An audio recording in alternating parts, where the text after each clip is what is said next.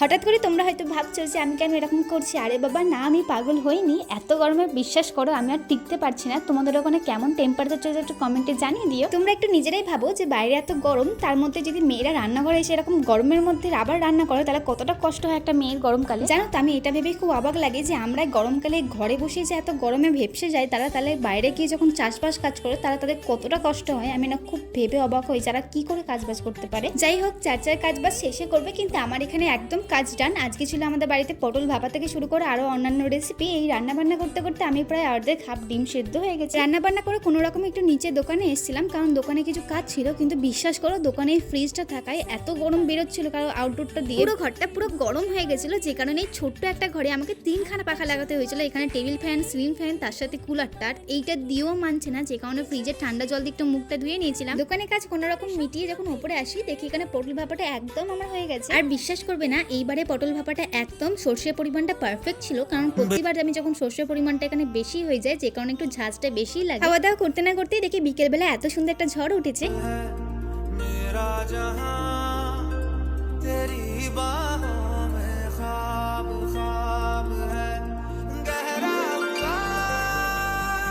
এত সুন্দর ওয়েদার দেখে আর নিজেকে সামলাতে না পেরে বিকেলবেলা একটু ফুচকা খেতে চলে যায় গাড়ি নিয়ে। আর এত সুন্দর ওয়েদার, যেটা হয়তো বলে ব্যাখ্যা করা যাবেই না।